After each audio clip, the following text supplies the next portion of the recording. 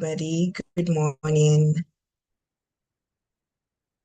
Yeah, so we're currently live with this. Good morning. So we're just going to waiting for more people to join in. Since this is kind of like a closed event, it's going to be the champions and some members of the shrine team. Once again, congratulations. I'm already seeing you guys hop in.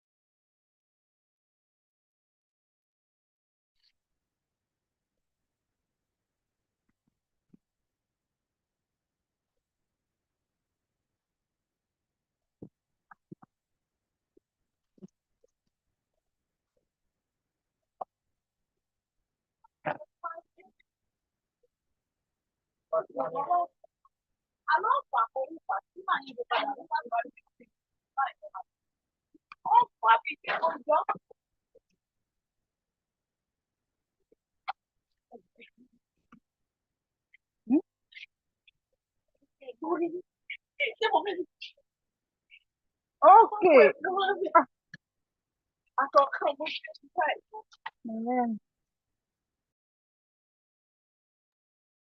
All right, so we'll be starting in a bit, and we should just ensure that like the mic is unmute as you're joining in.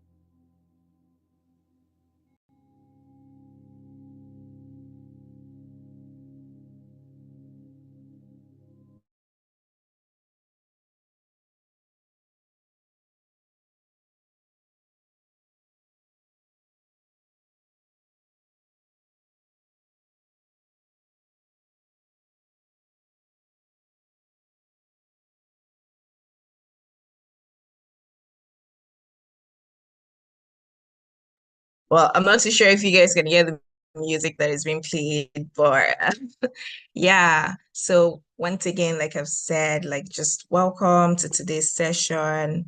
We're very, very, very, very, very happy to have you here. And I can see that we already have our guest speaker available. Like I've mentioned as well, we're currently live right now on YouTube as well. So you can share to like your currently since you are still state coordinators, right? And you can share to like the teams for them to join, and it's supposed to be a reflective and celebratory moment. And would also be having Dr. Isaac Olufadiwa, who is the founder and executive director of Slum and Right Health Initiative, joining soon. Once again, welcome everybody, and yeah, but let's just hear from one or two people. How are you feeling this morning? I think that's a great way to break the ice. I'm just going to be calling the first two people on my list to see Dr. Kokori and Dr. Musa can maybe share on that.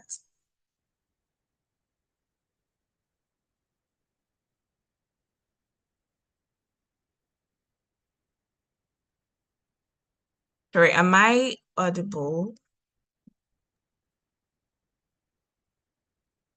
Good morning, Mary. You're audible. Yeah, good I morning. think Dr. Emmanuel said he's on transit. Okay.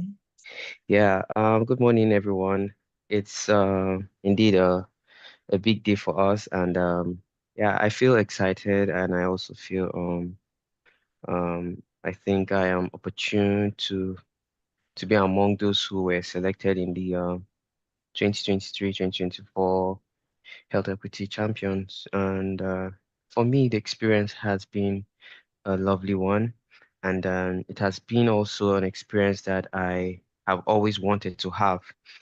Growing up, I've always, right from university days, I have networked with colleagues to set up maybe small groups where we hang out to reach out. We plan to reach out to orphanages, do little community outreaches, and then even when outreaches were organized at fellowship level, that's at school level, I was always having this keen interest to attend and also be a part of it.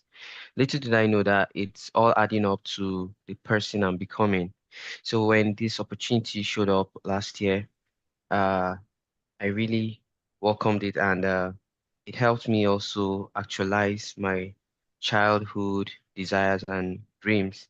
And then it has also opened my eyes to seeing beyond my own immediate environment, to relating with people in a different environment, different contexts, different experiences and exposures. And then it has also given me the opportunity also to share ideas from people who see things in a different way and also learn from them. The key highlights for me were some of the activities we had to carry out as health equity champions.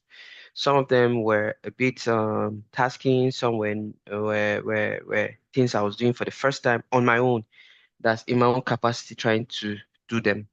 However, I've done them under the umbrella of where I work, but someone else had already done the groundwork for the work to be done.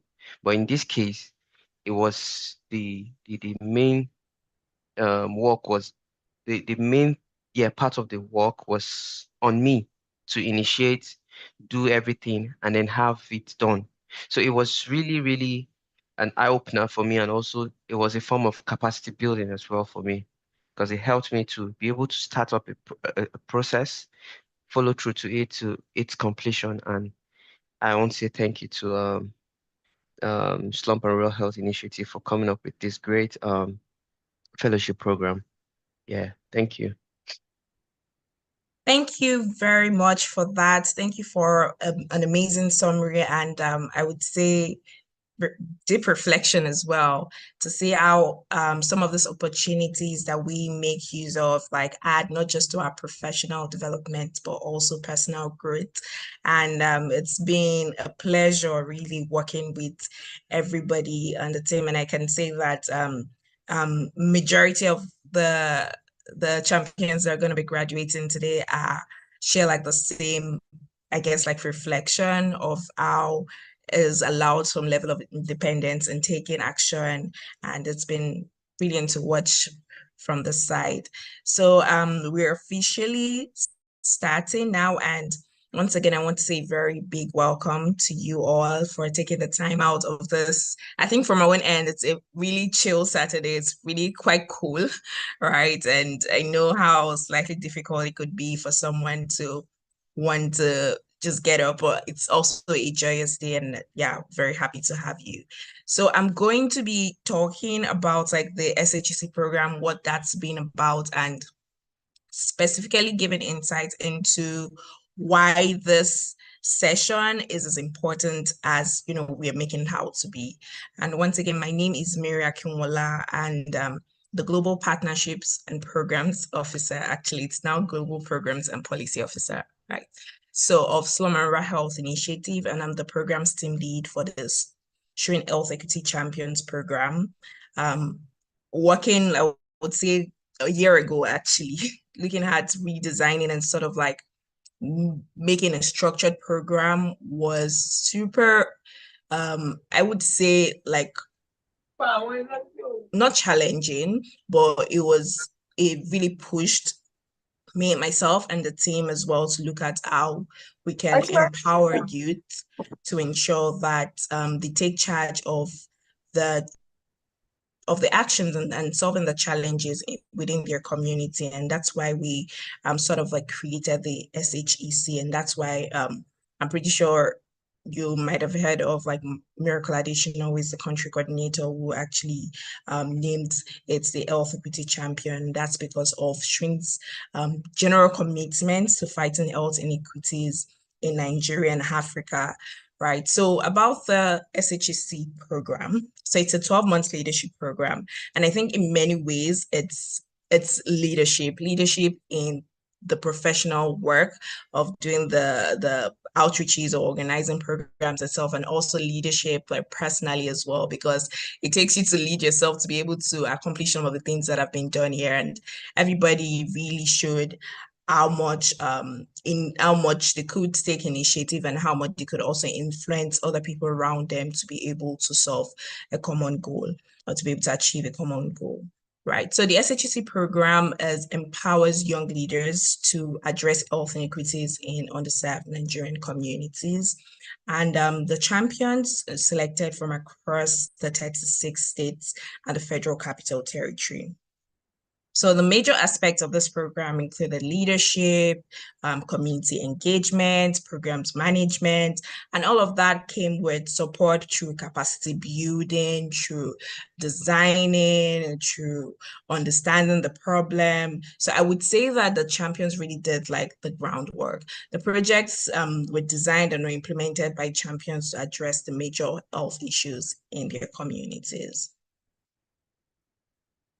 Right. So for this cohort, I would say like the highlights really was starting off with 43 champions. And we definitely not shy from talking about how intentional we were about ensuring that we had not just exceptional young leaders, but also committed young leaders, right? And I would say that what makes this particular cohort, this number of cohorts graduating, is that they actually stood the test of time, not just exceptional, but very committed, very went above and beyond severally to ensuring that the projects came to life and ensure that the challenges that they observed within that point in time were addressed. So I would want to say, let's just give like a very big you can clap for yourselves as well, and other people that are joining in can just put their hands together and let's give them amazing shout out that it's been amazing for them for over a year, really sticking. So yeah, well done. I can see peers doing that. Yeah, so now we have 11 graduating champions, and it's super incredible to see. I think for me, it's really the level of commitment that they've shown in different ways to supporting the Shrine-led project, to supporting their project, supporting the Shrine community, and we're able to impact 10 local communities. And the number of people reached were around 11,540, looking at the physical outreach programs that they had and looking at the virtual campaigns as well that they led. So it's super impressive that they've done all of that. And for majority, like Dr. Musa said, is there was already prior experience and exposure, but also for others, that was like the first time that they would be designing projects and looking at those things. So it's a very diverse project that takes individuals regardless of their expertise in project design or even implementation. And I think what really matters is that you're committed and you can focus and you can stand the test of time.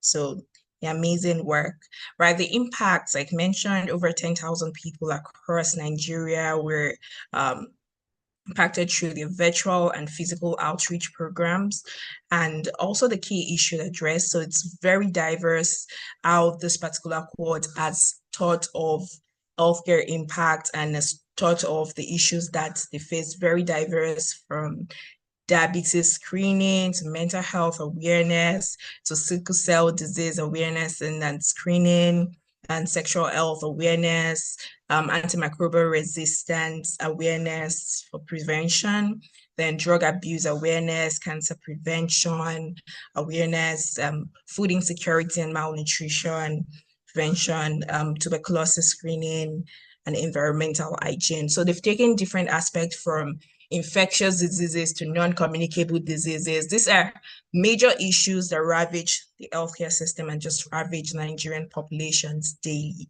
right? And they've taken action on the field to ensure that people have access to the right healthcare information, because those things can literally save lives, right? So it's amazing work that has been done, right? So the skills acquired, and I would just like make reference as well to what Dr. Musa said, and I could really learn from our leadership is like obviously like the big thing that was mentioned. Leadership, specifically in my own definition of leadership, really an ability to take initiative, right? And that was done, that was shown, and also an ability to actually influence the people around them. And they show that in different ways, as considering partnerships, as working with volunteer teams, right? So it's been shown in different ways that they embody leadership and they're young, passionate healthcare leaders, right? So the also another skill too is advocacy skill. And I think that what should be even put in front of advocacy, not just advocacy skills, but also innovative advocacy skills. And I think that the way they've done this, from virtual campaigns to having webinars to going on the field in person to doing the screening exercises, while doing the screening exercises to advocating and raising their voice to stand against major health injustices and that currently exist. And I think also another important part to note is also the project planning, how that has gone. We've seen a lot of growth. I would say personally seen a lot of growth in how like our champions have planned projects and have also reported like their projects. And while doing this, a big part of that is fundraising. And why some of this part, I think him definitely has a challenge as well. But being resilient is like the key for everyone. Is just be resilient, so thinking about all other ways that they can ensure that the project, regardless of the situations and the barriers that existed, actually came to life. So it's all the skills which are like the major pillars of like the SHEC program, were all achieved by the champions that will be graduating today. So I want to say a very big thank you. I would say personally, a very big thank you to everyone to just remaining resilient, and also congratulations once again. Yeah, so moving on, we are going to be taking the challenges learned at the end, but moving on, we're going to be going directly to our keynote speaker. And just as she comes aboard, I'm just going to be giving you an introduction of this amazing person and who she is, what she does, and how impactful her work has been. Great. So Adet Bassi, she's a distinguished public health professional and she's a youth development expert in strategies with over 13 years of experience driving impactful initiatives and collaborations in Nigeria.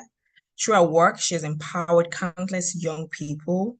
She's a visionary leader and founded and led the Today for Tomorrow initiative for over 8 years, pioneering transformative programs and services for adolescents and youth. She also founded Today's Skills Hub, a social enterprise dedicated to equipping young people with life skills, digital skills, and soft skills to enhance their employability and global development. She's the author of an inspiring book, The Woman Full Book, which is unlocks the potential of countless women, empowering them to thrive. She's a Women Deliver Young Fellow, and she has expertise in public health, youth development, strategic partnerships, skills training, and public speaking. She has a great blend of passion, innovation, leadership, and she brings that to everything she does. She's a champion of youth inclusion. She's boldly promoting the involvement of young people as key responders to issues that affect them, one of which is healthcare. Please let's put our hands together as I welcome today's amazing speaker, Adek Basi. Apologies for the typo. Yeah. Oh, yeah, that's fine. Good morning, everyone. Good morning. So good to be here. And I was so blown away by the effort and the work that has been put in for 12 months, for a year, with the champions, especially the 11 ones. I celebrate you because I understand, I mean, engaging young people and putting them through all the training and getting to implementation level. Most people always drop by the riverside, like I always say. And there are reasons for that. So for the 11 of you, I celebrate you. And for the coordination, I mean, the vision is a very powerful one. I'm so impressed and happy to be here. Thank you so much for having me.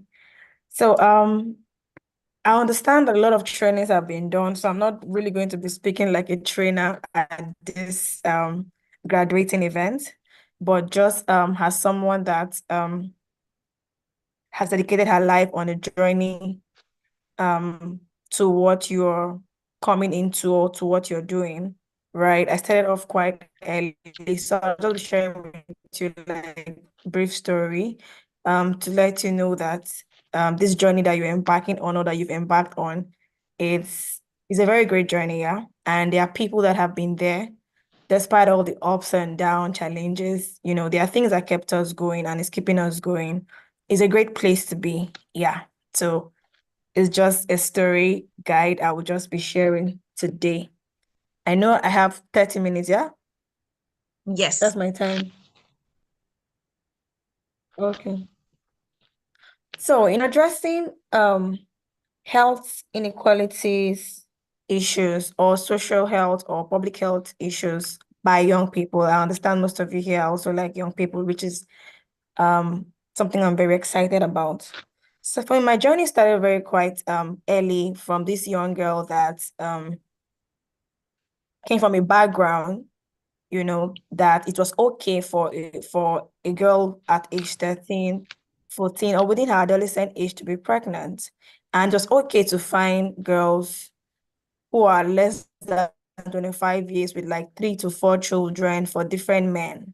And every December, even their parents celebrate those children because December time is like getting Christmas rice and items from the fathers of the babies. So it wasn't a big deal if your children get pregnant. In fact, they even say you're very fertile and they celebrate you, you know. So you even if you get married to persons in my place, seeing what I saw, it's like you're marrying someone that already has children for different men. So of course you get to see stepchild and all of those things. Polygamy was very high and all. So, but I was determined to be different because my both parents never even went to school. All of these things I saw made me realize that I felt people can still grow up and be different and not end up like this. I felt what is missing is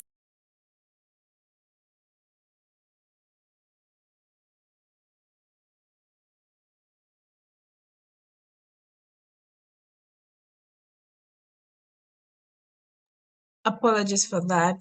So I think I we mistakenly unmuted. I wanted to oh, also, okay. yeah, But where did you I wanted lose to mute me? someone else. Oh, No, no, sorry. it's just recently. Yeah. Okay. Okay, great. So I was saying one of the things that contributed to my journey was my parents being open because I got to understand why my mom dropped out of school. Of course, she got pregnant with me, no, with my elder brother who although died, and my dad was a young person then who made decisions around his life due to poor information that he had. So all of this informed me to embark on a journey of getting access to that right information and sharing it with my peers, hoping that the future will be different. So I started quite early at the age of 15, trying to prevent people from engaging in sexual practices on protected one that brings about the unplanned pregnancy and all, got me into being a lot of enemy to so many people in my place.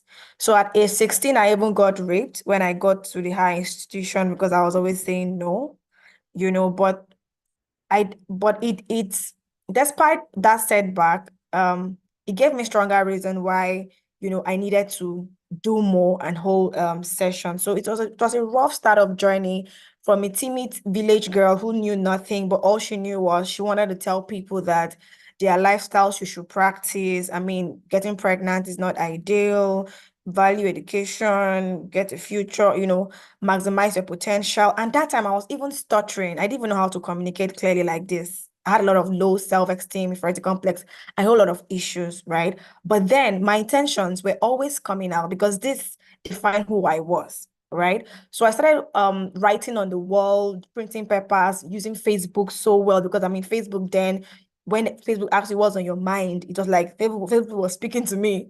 So I always go there and write my thoughts, I never knew I was making impact, when I started having physical sessions with students, hostels, and all, it became something I love doing. And I never knew I was already venturing into the social development or public health space, right?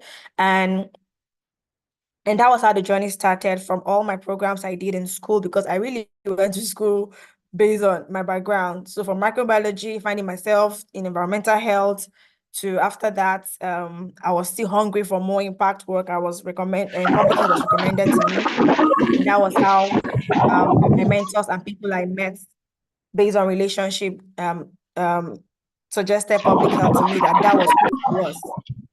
Sorry, what's that noise? That I was public health by nature. I should just go and professionalize my study and become this person that I want to become in prevention has a big vision. So I am back on public health journey again.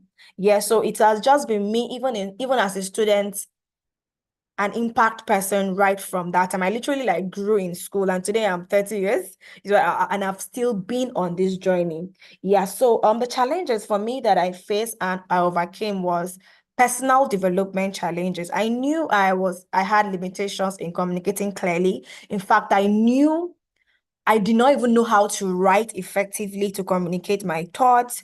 I knew that there were a lot of personal development gaps that I had, but one of the ways I usually use to overcome these challenges, I'm not even calling funding yet, but I'll get to that. One of the ways I used to overcome these challenges is that I have a very good identification strategy.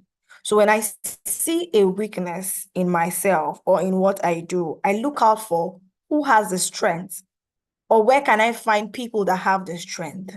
So when I find them, I always share with them the vision, my why, my intention, the result I intend to see. But this is my limitation, and this is why I'm sharing with them and how they can, and if they choose to support me or work with me or seeing that they use their strength to overcome those weaknesses. And luckily, because of how I shared it, I always get people that were ready to use those strength that I did not have in supporting the work that we do, and we together became a team, Yeah, so that was how I was overcoming those challenges. I even had some people even training me, like a guy back then in school used Aquila and the Spelling Bee movie to train me on how to communicate clearly because he knew I was stuttering, I had that speech impairment challenge. So he made me to practice using my hands, like what Aquila was doing in the Spelling Bee. I don't even watch the movie, right? So I used my hand to practice for 1 full year with the guy who was always doing mirror trainings with me, talking trainings with me, and all of those things until I gained confidence on how to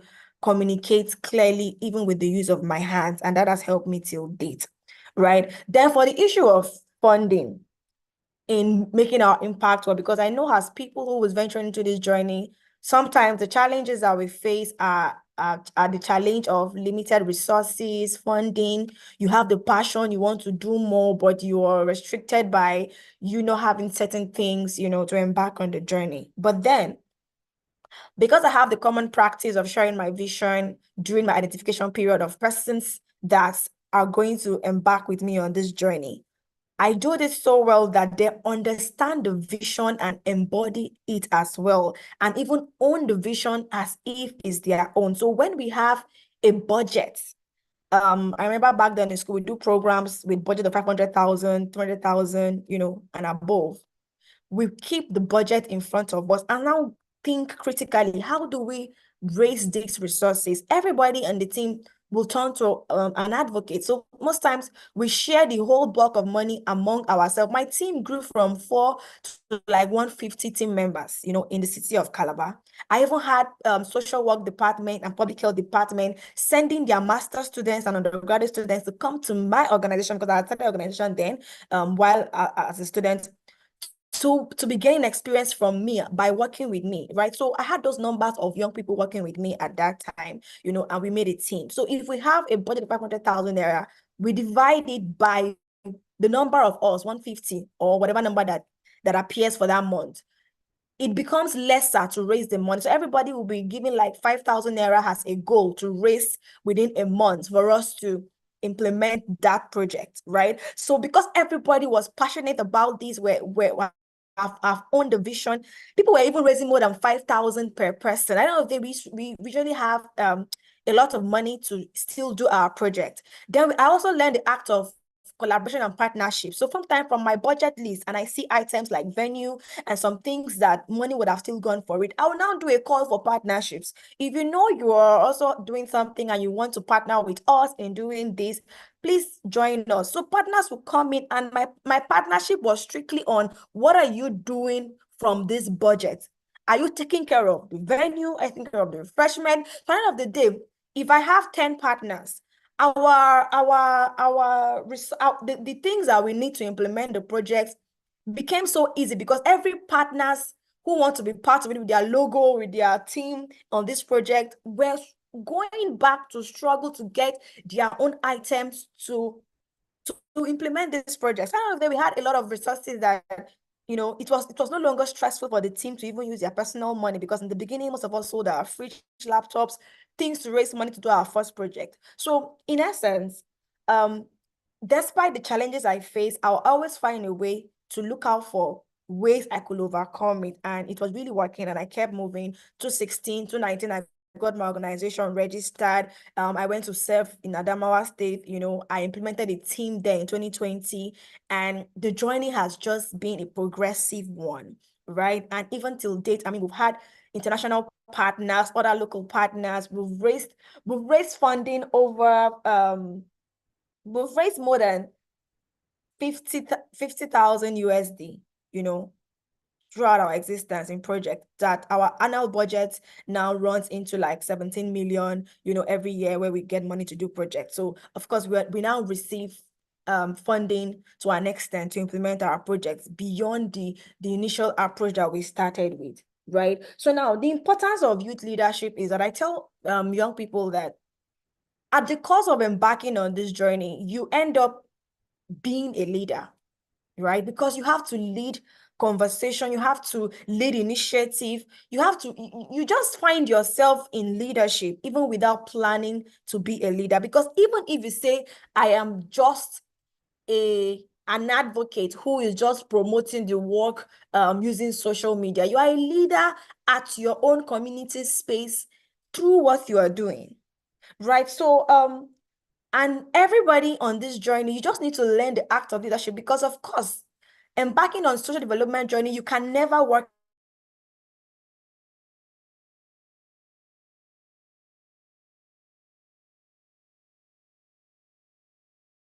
alone. It's not learning leadership, learning how to be open to receive feedback, every qualities that you think leaders should have. You, as a person embarking on this journey,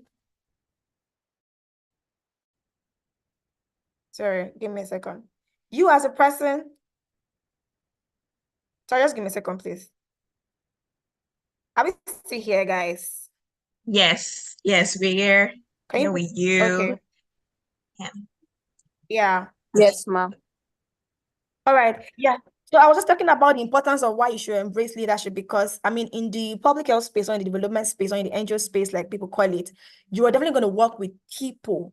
You're going to work with community people. You're going to work with stakeholders. Your leadership style and skill will show. And if you now venture into even working with people, the success of how your team function is depending on how your leadership style, right, ranging from how you communicate with them, how it shows.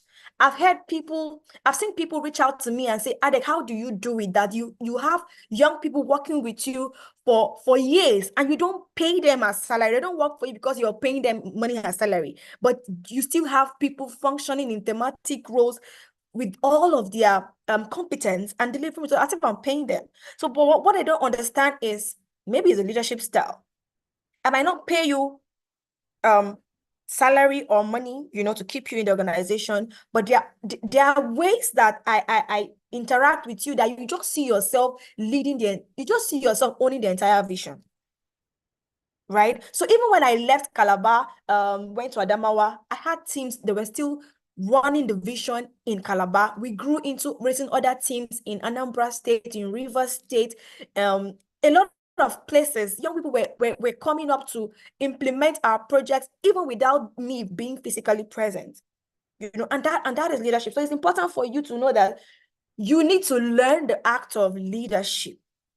This is not when you say, oh, I don't need to be an executive director. I need to be executive director to be a leader. No, it's not about the portfolio. It's about the style. It's about the person that you end up becoming because you're going to relate with people, right? So it's important that we embrace youth leadership. Well, it's just important. I don't know how to emphasize on that. I mean, some people are born leaders. Even though you're a born leader, you still need to learn how to work with people because sometimes some people even allow their positions to to to deprive them from raising a great team or working with people because you feel you're the leader is what you want to say that should stand. Meanwhile, you can have quality feedback from your team that will bring better result. I mean, this money I told you that we got in our organization, over 50,000 USD to implement projects. Some of them did not come. Remember, I still have a challenge of not knowing how to write as the person, even as their lead. I don't know how to directly write and win things. It is my team who has those strengths that are writing. 3 of our beneficiaries that became mentees, that became team players, that are even now board members, because of course, as people are growing, I'm also like still connecting with them. About 3 of them or 2 of them or so raised 15,000 USD. That's like over 15 million naira to implement projects on their own. And they brought those funding to the organization with international donors, which on my own, I wouldn't have gotten to that kind of spot. But because of how my leadership style is, I mean, I am so transparent that you will know where to call me in the area of my strength, which is now communication. Because if you want me to talk about what we do and talk about how to transform people's life, of course, ADEC is the A game you should call. But if you see writing, data work, and all of those things, there are other people in the team that you can call. That is how leadership is, because your team members could be the one to even help just put the vision ahead of you than your position. That's what I should just say, because don't wear the portfolio cap, wear the vision. Anybody, even a child, even a beneficiary, can say something very valuable that will help that vision, right? So my vision, talking about vision, my vision for the future of public health in Nigeria and Africa at large, I mean, it's still, my vision has never changed. My vision is still to increase the inclusion of adolescents and youths as key responders, and implementers. My vision is let young people be involved in solving the problems that affect them.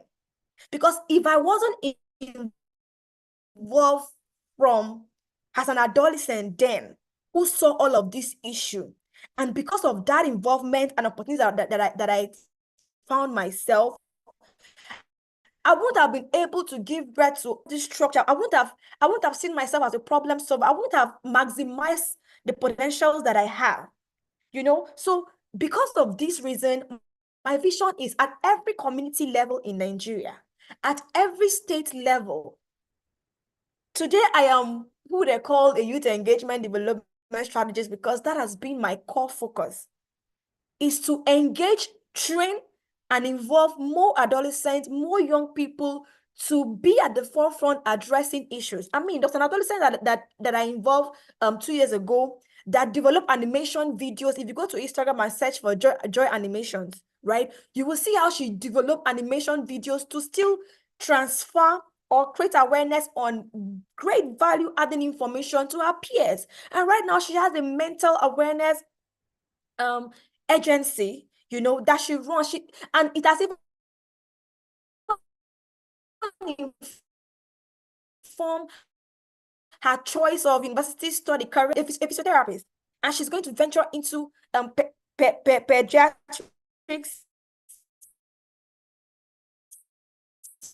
Sorry, I'm still stammering, you notice, but then my hand is helping me. So she has now ventured into pediatrics. So this just grooming, is already embarking on that pathway. And there are many people as such that have raised. So my vision is simple. I will keep engaging, I will keep raising young people as responders across community level in Nigeria and in Africa at large. That's the vision. Right? And the reason is we want them to be involved in all levels of prevention. Even though I'm a public health professional, my focus in public health is health education and health promotion, because that's where I'll really maximize practicing my health prevention intervention, because I want them to be involved at primary intervention. What do you do to prevent issues to even occur at your community level? If you've seen those problems, what do you do to now reduce the consequences? That's secondary intervention. Tertiary one is that what do you now do to totally eliminate this problem from really existing at your community level? So prevention is my core guide in practicing or implementing or achieving my vision.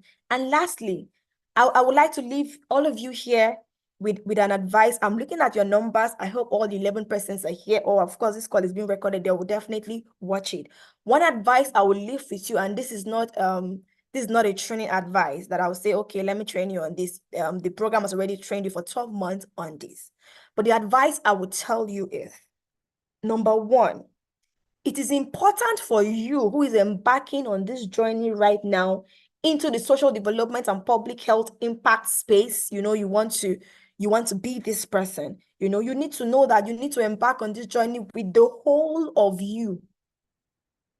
With the whole of you, from your physical you, with your soul, with your spirit, with everything, the whole of you. This is not a journey that you embark and you're doing as a side hustle. This is not a place to do side hustle if you really want to be this person. This is a place that you give in your 70% of your time. And if you're trying to survive, you can give survival, how to raise money for your upkeep. If you don't have money yet, you can give that 30% of your life. But you see, this journey of becoming an impact person, you need to give it 70% of your time, because you should wake up. I tell my people that think, breathe, and live your vision. You should not go to bed without thinking of your vision. The whole week should not pass without you doing something around your vision. So if you're really this person and you're giving it and you're going with this with your all, you'll find yourself unconsciously doing things around your vision, right? Number two, you truly have to have this strong word people are now even abusing, passion. If you don't really have passion for this job, the fuel to sustain you when your challenges start coming will drive you out of this journey. Because if you really don't have passion, you cannot sell your properties that you have right now. You cannot sell. I told you that when we started, I sold my laptop, my team sold their fridge, everybody was selling items so we can raise money to embark on our street kids project in Calabar then, right? Now, you cannot make all of these sacrifices, burning your transport, working for a space that they don't even pay you, but rather you pay them. you know, but rather you give in your all if you don't have this true passion, because you might just be frustrated. I'm doing all of this, nothing really coming out. So you need to really have this true passion. And then number three, because that is your fuel that will sustain you. I mean, the passion is not a word that when people say they're writing CV or they're going for an interview, I have passion. Guess what? Passion is not a statement. Passion is visible. Passion can be seen. Passion can be felt. Because if you say you have passion for addressing issue A, let's say you have passion for addressing slum issues or HIV issues or something, my dear, everybody can see it from what you do, from what you say, from where you go to, from how you live your life. I remember when I got my first UN engagement, was just because they went to trace the things that I've been saying through my Facebook. And it went down to when I was 14, 15 years. They could see like over 10 years of consistency in providing information to young people via Facebook. They could see my meetings. Then I didn't even know how to be recording my work. You know, I didn't record. I didn't know how to record all of these videos, all of these things. Then I mean, then it was not how as it is right now. You know, but if anybody happened to snap me, I just posted. Facebook was my TV. I was happy doing it. You understand? Yeah, so if you really have passion, of course it will show. If you tell me, oh, I really want to do this, and I even Google about your name, and the internet did not vomit or tell me things that shows who you say that you are, my dear, then you don't really have passion. I give you an example. You want to connect with me or you want to know me. Just don't try to tell me, give me your link, Adek, tell me about you. No. Just type on your internet and just Google, just write about Adek Basi. Just Google. The internet will give you things that you will see a lot of references around who I am. And lastly, let all you are doing be connected to who you are. I mean, as a purpose and self-discovery coach, I always mention that, because if at the end of the day, who you discover yourself to be and your purpose is different from this journey that you're embarking on, then you're just wasting your time. Yes. Then you just came here to waste your time, because you will never get that fulfillment that they talk about. Oh, I have fulfillment doing this. And that's why you can do this, you know, without thinking of food, without thinking of money, without thinking of any incentive, because this is who you are, right? And lastly, I mean, know your challenges and be intentional about developing yourself. So this is an NGO space kind of work that you're embarking on. You need to, at this point of your life, know what kind of thematic roles are out there in the NGO space. Okay, among all the thematic roles, from M&A, from project officer, from data analyst, from finance person, from procurement person, which one is connected to who I am? Which one do I want to be an expert in?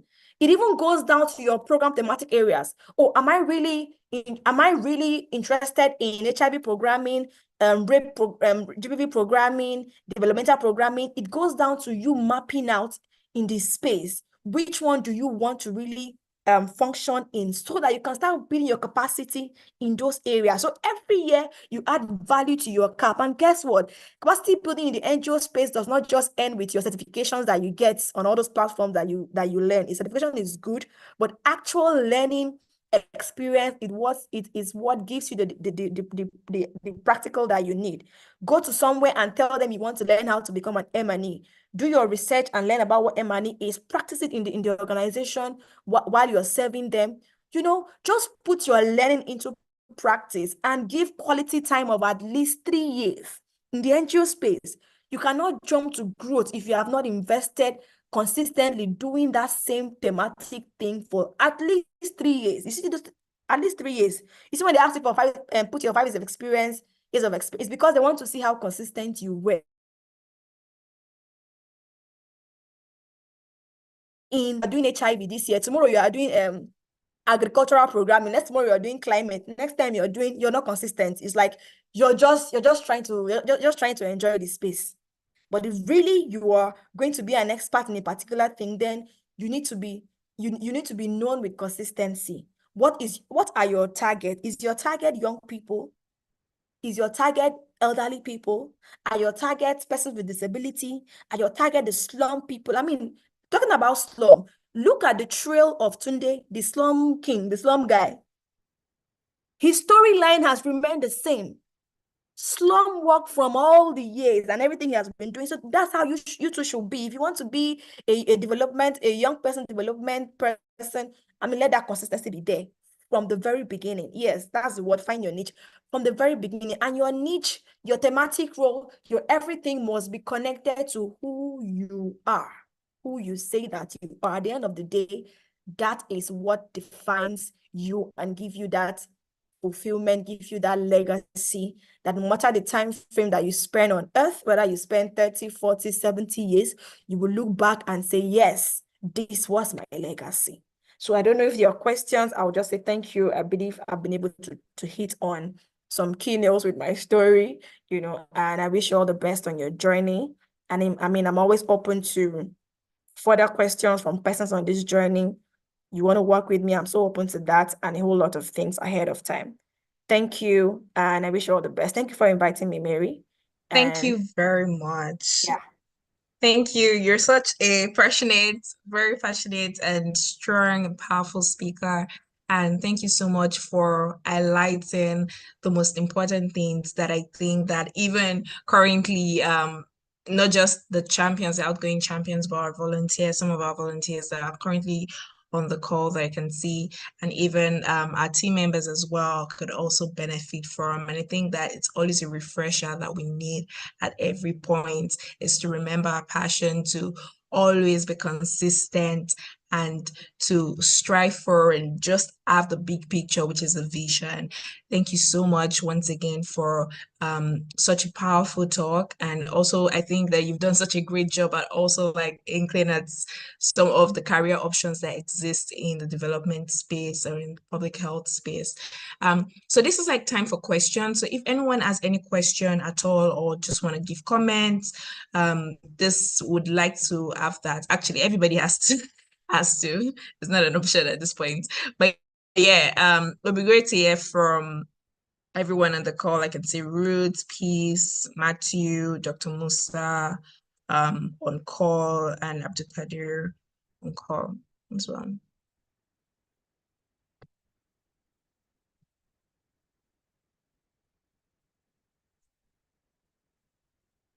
So who's gonna go first? Yeah, Matthew.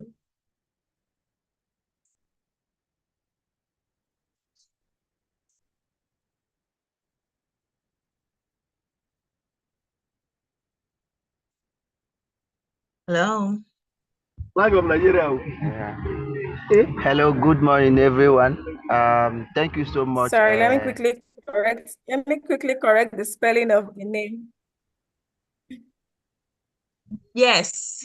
It's ADEK, because if you go and search for Ade Basi, you see a different person. Oh. If you're looking for me, it's ADEK Adek Basi. Yeah. Yeah, thank you so much for that. And apologies once again. It was definitely a type from my end.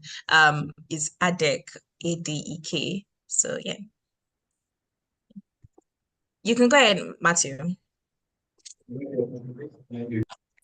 Okay, thank you so much, Basi, for the presentation. This is one of the things we usually talk to our co-volunteers, especially when we have a platform like this. It is very important for us having a niche. When you see people, you see them doing different things, not having a focus in one, and then at the end you see that they are masters of all trades. So it is very important for us to really identify that niche which we are perfect in, especially in times of health, especially in times of healthcare. It is very vast, but it's very important for us to know a particular maybe if we are talking about NTDs, or you are talking of you like to know at least they go like this. You want to go like this, so what's go? Other communicable disease or infectious disease, just actually knowing particular one that you are good, so that people, when you talk about something, people will know you for that particular thing. So I've learned a lot. In fact, I'm going to implement that. I've been doing a lot, and then just last month I said no, I have to look at a particular niche that people will know me for. And this your presentation have really encouraged me to do that. Thank you so much. Thank you so much. Thank you so much for affirming the need for being focused. Yeah. Yeah, thank you. So I can see that Miriam also just unmuted. So Miriam, you can go ahead.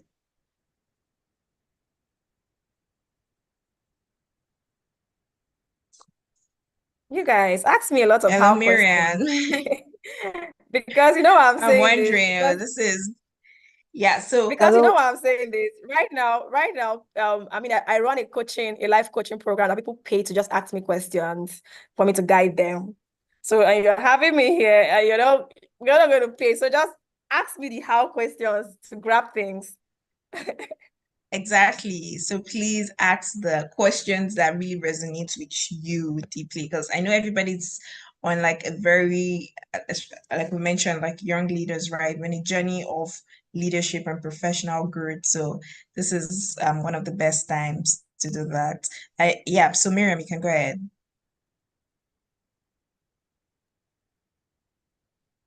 Good morning, everyone.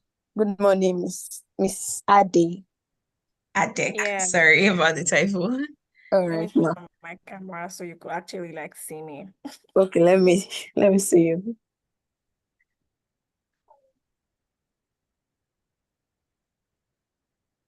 Go ahead, please. All right, ma. Please, one question that I would like to ask is that how do you navigate your volunteering journey with education? Because I feel like one of the challenges for me while we are on this journey is actually trying to balance my school activities with volunteering and the demands that comes with being a leader. So for subsequent journey of my life, I would like to like hear from you, like what are the things that I should keep in place, or the things that I should develop as an individual that is going through health journey, public Yeah, health journey. fantastic. That's a very brilliant question, and I'm happy that you asked that, because some students, some people will tell you, "Oh, I'm still a student. I don't have time." They have a bunch of excuses why they are not consistent or available to be part of the journey. And I just smiled. I like, I don't think you're really ready. So for me, how I did mine was, like I said, do this with all of you, right? So for me, this vision was in my forefront. In fact, I was one of these students in school that the lecturers used to look for me. They're like, "This girl, did you come to study, or you came to do impact work?" Because if I see an opportunity to go out and impact life than being in the lecture room, me at that time, I rather will miss my lecture. I'm not telling you you need to know your strengths, but I rather will miss a lecture, right, in the day period, or for 3 hours or for 4 hours, and go and make an impact to 100 people. And I feel so excited and happy, and come back to engage them, because me, I learn faster if somebody explain things to me. I look for, the brilliant ones were my friends in class. So I sit with them and tell them, what did you learn from that class? So from when they talk to me, I've gotten what they learned. And then I use my night to do my student life. It's in the night. From 7 p.m. to like even 12 a.m. or 1 a.m. in the morning. I am staying all night at that time. That is when I'm doing my student work. That's when I'm reading to understand what was taught in class. And at the end of the day, it gave me a balance. So my day life was making impact. My nightlife was my school. And my weekends was interacting with my students to gain knowledge or understanding of what they learned. And then I do not miss my test. I do not miss my exam. So my lecturers were so angry with me that during test or exam, they'll keep me in front seat. Aded, you came to do impact. Oh, yeah, sit there in front and write this exam. You're not even in class. Let me see if you pass. But then they don't know that I already work in the night to balance up my academic life, right? So I write my exams and I leave. I ended up getting, I almost got a first class, because my CGPA that I ended up getting was 3.448. 481 something. You know, for class, like when you get from 3.5, you know. So just it was just a dot out of being a first class student, because I mean I was always passing my courses, and being a young person that understood why you were even studying this course. Public health was not just a course I went to study because I got admission. No, I started from microbiology to environmental health, still finding myself. When I now found myself and the course that really defines who I am, public health was like a practical field for me. So I enjoyed the public health lectures. You know, it was like somebody teaching me my future in class. You know, so it was easy for me to really like understand what they were teaching. You know, because I came from a place of experience. I came from a place of going somewhere. I'd already found myself at that time. So it was so easy for me. In fact, in my year 2, I got a job with Save the Children. Then I was being paid 250,000. So as a worker, a social work officer, you know, who goes to work Mondays to Friday, you know, 8 to 4 as well. How I interacted with my colleagues, that I would show up on Monday meetings and then come to school, go to the office, go to the community. How I did that, oh my God, it was looking like this. There's some people call me, you just they busy. Because guess what? My parents never trained me to public health. They told me they were done with me when I finished environmental health. So I needed to send myself to school for 5 years. So that's why I said, whatever you're doing, let your survival be 30%, right? So I had to look for survival. And thank God, based on my work I was doing, people were looking for me to work for them, you know, to make impact with them. You know, that's how I got paid, from trainings here, meetings here, even being a staff, you know. I had to resign after 1 year because I started my organization. Then it was conflicting with their policy, you know, because you cannot you cannot double serve in the angel space. So just like in the bank, you can't work for First Bank and UBA at the same time. You have to choose which bank do you want to go to. So since TFT was also a youth focused organization, and the programming I was doing was almost the same thing with what the children was doing, and my role I was having, you know, as a social work officer, you know, orphan and vulnerable children programming, they said I had to choose which one. So I had to leave their money one and do my impact. I had to look for other means of survival, you know, why being a student? Because of course I have to pay school fees and all. Yeah, so as a student, I would say it is you that will find the balance with your strength that you've identified. Do you think you know how to read at night? Do you think you've understood the best way of coping academically? You know, because nothing should suffer. Neither your school or your impact work should suffer.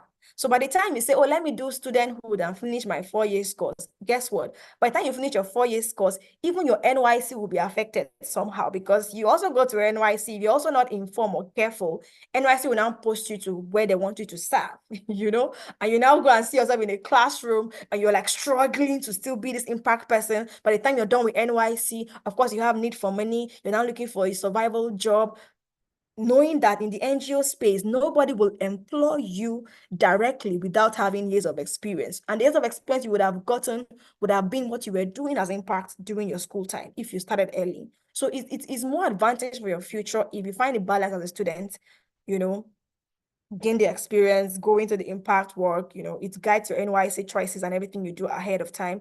And it open doors for you, actually. But if you choose the pathway of, okay, you know what, let me do my studenthood. I'm still a student. I don't have time for meetings. I don't have time for this. You're also dragging your growth in this space. That's what I would say. Yeah. So it's your choice. I know the day is your choice and the struggle you want to, the bone you want to chew. It's really a tough bone, but it's really a tough bone. That's why I said your passion will fuel you. If not, you will break down. Because imagine you belong, I mean, my team, then we're all students. But every meeting's day on Saturday, you must show up for the planning, for the implementation, and you must show up for the activities. Being a student, we're all students, is not an excuse, you know. It was passion that was fueling us. Amazing. Thank you very much for that. Sharing this time. Yeah, thank you so much. Does anyone also have another question that they want to maybe ask? So I have a Question. question. Okay, so Yeah, I have we a kind of question have 2 too. minutes left. Oh, okay. The questions are popping I in think they now. can both ask so that I can respond to it All at right, once. okay, awesome. Thank So you. yeah, Ruth can go first, then Dr. Wilson. Okay, good afternoon, ma. Thank you very much for the your talk today. Even though my network was a bit taking me in and out, but from what I was able to get, especially the part about like identifying your niche and all that. So my question is for someone that is still trying to find, like, let's say a particular niche. Let's say I have interest in like various public health, like health promotion, mental health, uh, reproductive health. So like, how do I streamline to get my niche? And then you also talk about like learning. So like, I'm interested in, should I say, being a specialist or being an expert in at least maybe one or two fields. But like, how do I streamline to know like which field to specify on? Because like, I'll answer that. Thank you. The next person. All right. Thank you so much, Adek Basi, for the elaborate and well structured lecture. I really appreciate your experiences that you also shared with us. I'm really inspired by your story as well. I am a medical doctor and I've also been in the humanitarian space for 4 years. I'm currently in Borno State Medical, working with an international humanitarian organization. So, but the thing is, the same thing you had while as a student, I also had experience of started a group. The group actually had its headquarters around Lagos or Ibadan, I can't remember, Infinity Foundation. So we're reaching out to young people, orphans, and the rest. So this was one of the things that felt my passion too. So I'm getting to this point that currently I'm 4 years in this workspace, and then I know that there's still a lot I want to do. I'm also thinking about starting up something on my own, which, as you mentioned, one cannot combine the two, working and at the same time starting up your own. So I want you to just briefly like highlight what are those steps or ways to start up your own organization, what do you need to put in place? Where would you do the registration, everything? Just briefly for me. Thank you so much. Okay, thank you so much, Dr. Musa. I know I have 2 minutes, and your own question is a very technical one, because of the guidance that it needs. All right, so what I would say is, when you were speaking, Doctor, I was just smiling because I mean I've had a lot of clients who are working in international spaces as well, but has a thematic role staff or person, and they're still not satisfied because they know there's something they want to do. But right now, this workspace is so good and everything, and they don't even know how to like go about the entire journey apart from being an expert in a particular thematic role that they are. So sometimes they now have to sign up, like, at the end of the life coaching session with them, they always get to that line where you have to make that tough decision. What do you really want at this time of your life based on who you are? Sometimes some of them have to now go back and resign. When you get to that peak of like, you know what? I'm resigning, I'm starting mine. Everybody will start laughing at you. They're taking the lights, so let me just put up my face. So everybody will just start laughing at you like, are you normal? Are you foolish? You're leaving money to go and start what you don't even know how to survive, right? Like I said in the beginning, your passion will fail you. So I'll just try and drop some key tips. So for the other person that asked, well, I would say you identifying your niche or what exactly you want to do or where you should focus on, right? The best practice is don't try to identify your niche based on what other people are doing or based on which sector or which niche is really doing well, but identify it from the place of self-discovery as a person. Who are you? Who do you want to become? What do you want to be known for? What issues do you really want to address and why? So I'd rather advise that I think you should go for, first of all, instead of burning all your resources, just invest in a self-discovery session class. So you can check your box that, oh, now I've found myself. This is who I am. This is what I want to do. This is where I want to do it. And then you start building Can from you hear there. me? Yeah. Was I lost? No, sorry, it No, wasn't you. no. Okay. Yeah. Yeah. So it starts from you clearing your self-discovery session first. I mean, I don't know if Mary, I can openly say anybody that won that session, if you're coming from this platform, I can give you guys a discount, very fair discount. Because normally I do 6 sessions for 50,000, 4 sessions for 20,000. But the first thing you will get with my session is getting this self-discovery checked. The rest of the thing that you do after is building on what you've discovered that you are. It will inform your niche choice. I don't know, Mary, if this is something you people want. I mean, I'll be willing to like come into a conversation to give a very fair discount for your people, right? Yeah. So, but I don't know if Marianne asked the question or Ruth. Yeah. It's important that before you find your niche, don't find your niche by what people say or what people say. Oh, I think you're very good at this. Oh, I think here is selling. Oh, I think this course is the best thing you should do. Find it through yourself and with a coach that can help you to do that so you can be informed, right? So you can proceed from there. And then for doctor, again, it still starts with, despite the NGO structuring, of how things are done, operational wise, registration. I mean, even from your naming of your organization should be tied to your vision. So some people even get their naming wrong. Somebody's vision will I say is on, let me use, I don't know what Tunde organization name is, but then somebody's vision is on climate change, and then his organization name is saying Food Protection Foundation or something. Like the name doesn't align. Or you even go and use Mary Care Foundation and you are doing climate change something. So even the choice of the naming of your organization is also connected to chess in slum. Fantastic. So you see that from his name and what he does, it's connected.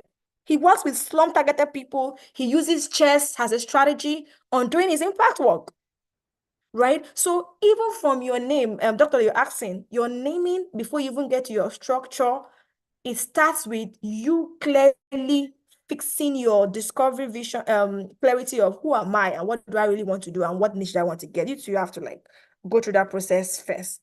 So you can now focus on the guidance of the structure because it entails quality naming, who is going to be on your board. Of course, it has to be connected with what you want to do and the roles they're going to play. They're also going to do with the kind of thematic program areas you want to focus on that you should have in your profile or you should focus on as an organization. You also have to do with the kind of teams that you need in your organization. So a whole lot. So from governance structure to thematic role structure to programmatic structure, even how to design projects from the beginning to the end, applying all of this structure is another ball game of training that I cannot even like start breaking it down here, right? So registration, of course, CSC is always there, but CSC will not even guide you on how to what kind of name do you want to register. All they will do for you is you've given them a name, they register it, and then how you choose your board, nobody's going to guide you on that.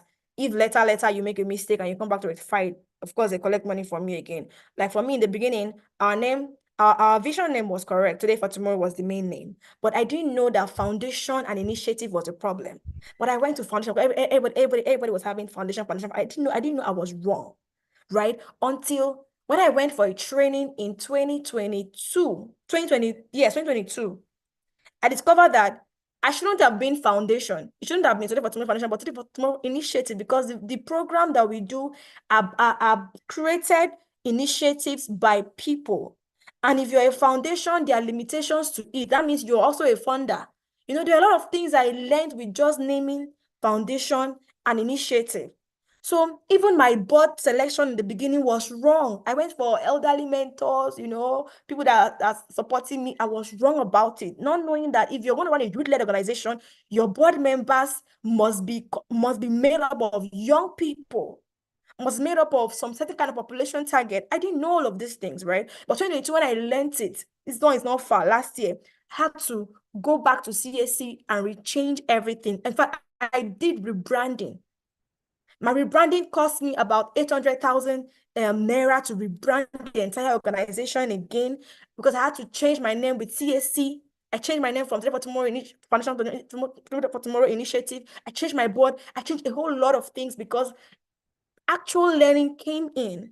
Do you understand? So all of this guide will not just come. CC will not give you that guide. You know, even from your constitution, they won't give you all of those guide. It is you with the accurate guidance from maybe someone that's already exposed in it that will help you like actually get those structures correctly. Because even some some national languages that are operating now, their structuring is still wrong. And that is why you will never get those big fundings that you are looking for. You just end up struggling and you know nothing is building over time to sustain your organization growth. You know, so and some adult CSOs or angels will not tell you the young ones how to structure because you're going to come as a competition to them. You know, so you see yourself doing activities A, doing program A, they are looking at you and they're telling you, do you even belong to a particular sector? Does this align to this or that? You know, a lot of things that you might miss out just because you don't even know how the system is being structured. Yeah, I see my time. Yeah, so Mr. Dr. Musa, I don't know. I think maybe we'll talk further after this when you're ready to embark on that journey. I'll always be here to give my sense, you know, on what I know. And then I'll be in Borno very soon. Currently, I'm in Abuja. So anybody that wants to connect and, you know, talk deeper, I mean, I'm all yours. Thank you Amazing. so much, Mary. Thank Thank you you so so much. I mean, much. let me stop talking. You need more. Oh, yeah, come and sign up for personal coaching and let's get you fixed. That's what I would just say. Yeah, because this is never enough, right? Yeah. Thank you very much. Thank you so much. I think we have some champions that are also in Abuja, Matthew, especially is in Abuja right now. So that would be great to connect. And thank you. I will say that everyone can follow her on LinkedIn. She's on LinkedIn and you can definitely connect with her and there will always be like platforms for you to engage in future discussions. I do think that this though is the first important step to making the decisions that you've mentioned. It seems like we have so many people that looking to make a switch in terms of like transitioning and also looking to create a niche. So, and the wealth that our guest speaker has brought to this session has been very unmatched. And we want to say a very big thank you to you for taking the time out to connect. I think really what is really connect personally beyond what like the surface level, what you hear about just aspirations and things like that, right? Like what practical nuggets that you've given, and I know that that would be very useful to our champions moving on. So we'll be moving.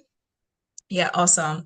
So we'll be moving on, and Dr. Isaac Ulfadiwa just needs to confirm. Can everyone still see my screen? I just want to confirm that. Can stop sharing. Please give me a minute. Let me just reshare that.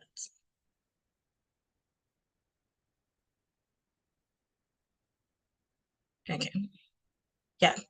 So moving on to Dr. Isaac Olufadiwa, who is the founder and executive director of Slumber Health Initiative. And I know that is currently not on the call, but I'm just going to be passing on his good wishes and is also going to be sending messages to us as well via email. And this is not a goodbye. Those graduation is not a goodbye. We're moving on to like the next stage that I'm going to be introducing soon. And it's just passing on is really words of like thanks and also like commitments which is what he embodies as young people doing things really to ensure that people, especially with the knowledge that we have, that people who are disadvantaged and people who don't have access to resources and services are able to do that. And it's definitely a commitment that no one can buy. It's also definitely an experience that you've had that no one can take away from you. So just on behalf of Dr. Isaac and the entire Shrine family, we just want to say a very big thank you to you for taking out the charge and also for leading as passionately as you've done. And yeah, so it's definitely going to do a brilliant work of sending you the message and the work of encouragement that you will get in your emails, right? So quickly moving on. Actually, this next step, before we get to the next step, I just mentioned something. Yeah, but this next step, we're going to be having like a very short video montage, and I'm just going to be handing it over to the team to show just kind of like a recap of what like the year has been. Yeah. Make us right before we continue. All right, thank you, Mary. Good morning, everyone. Good morning. Okay, so I'll be sharing my screen now so we can, see the. So if at a point you can't hear the audio from the video, please just let me know through the comment section. Thank you. Definitely.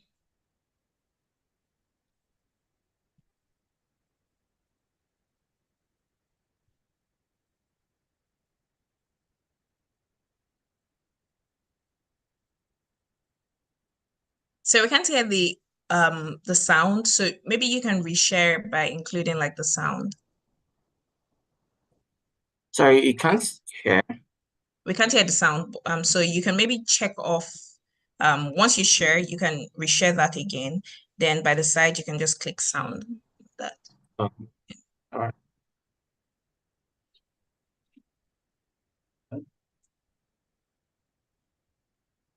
Okay. Let me try sharing again then. Okay.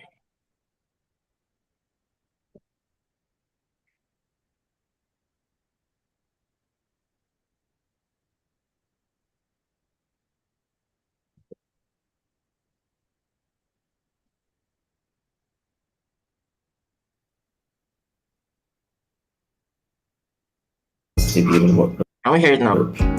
Yes. And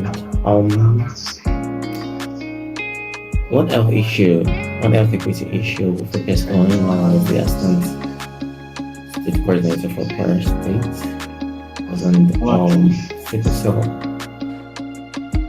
Hello, my name is Shukura Matthew Ogona, the Abuja coordinator for Swam and Rural Health Initiative Network, Nigeria.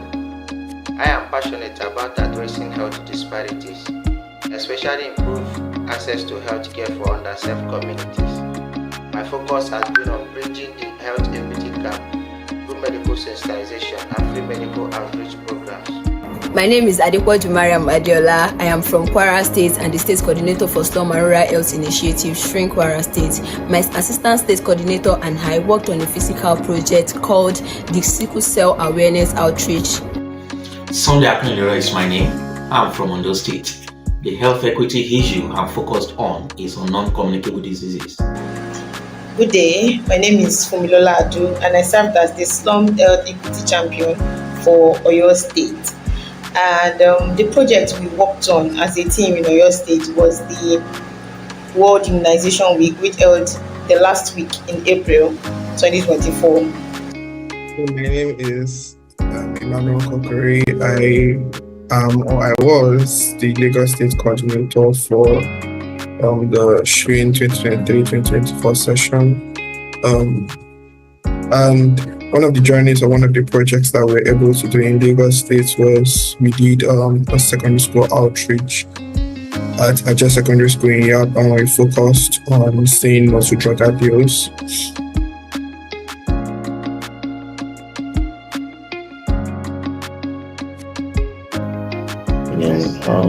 We discovered it's the common knowledge, so to say, that sickle cell disease is something that could be avoided. It's a fight that doesn't necessarily have to get to the point where it becomes a fight. And so it's that way. Why you can sensitizing the people, letting them know that okay, particularly in terms of genotype, plays a huge part, especially when you're making life choice when it comes to partners. And The challenge, I think, is basically in the fundraising part. For any project, the key, the key of it, or the backbone of any successful project, is um, a well-planned funding. Let me use that word, like the proper funding that comes in. You have the brightest ideas, but when you fall short of funds, the bright ideas because they tend to flop. So the major challenge faced was in receiving funding or getting or let me just use the word fundraising. In fundraising the project. How was the SHEC program transformed me? The SHEC program has transformed me, in my leadership capabilities. Everyone is, yes, you say you're a born leader and everything, but then if you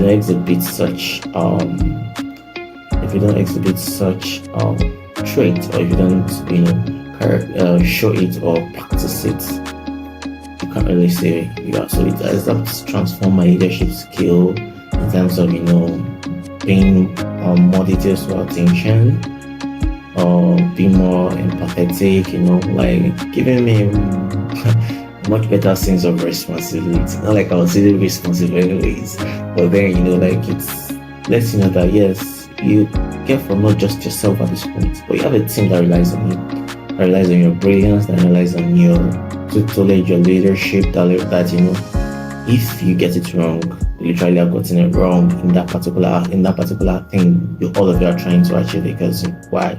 They believe you're supposed to lead them through the right path. So it gave me a very huge sense of responsibility, something I really did welcome with open hands and open hearts. Through my project, I organize free medical outreach programs reaching over 500 community members.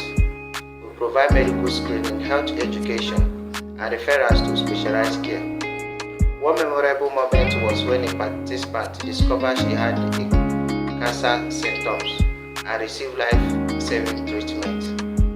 Overcoming logistic challenges and cultural barrier was tough, but our team's dedication paid off. This experience transformed me as a leader, teaching me empathy, resilience, and the power of community engagement. And it impacted the community by enlightening them on the importance of the awareness, what sickle cell is and its implication, the role the enlightenment plays in our lives and the society, and how sickle cell can be prevented. The memorable moment for me was when the community members became inquisitive and were asking questions about sickle cell and bringing practical life examples and experiences. The challenges overcame was getting the needed funds for the project. Having a physical outreach has been something that was worked on for a long time before executing this one. With the hurdles, challenges, and obstacles faced, this has taught me resilience, steadfastness, and confidence. Now, my team of volunteers and I carried out diabetes and health awareness campaign in Imafon community, where we were able to sensitize and educate the people of Imafon on diabetes mellitus, the causes, effects, complications, misconceptions, and how to manage diabetes mellitus. We also offered free screening for 25 pregnant women in the Imafon community. And of course, we provided them with free delivery kits in partnership with NataCare. Apart from that, we were also able to carry out mental health awareness program in Christ the Redeemer's International Secondary School, Akure, where we sensitized over 500 students who were in attendance, and we were able to encourage them to protect their mental health. Apart from that, I need to mention that these projects were not without challenges. We encountered several challenges, one of which is fundraising. However, we were able to overcome these challenges by leveraging relationships and establish partnerships with relevant stakeholders.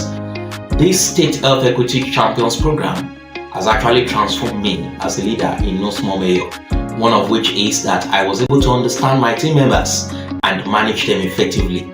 I also learned how to craft compelling think pieces while embarking on a project. So we decided to do this project because we realized that vaccinations have been like a major part of our lives.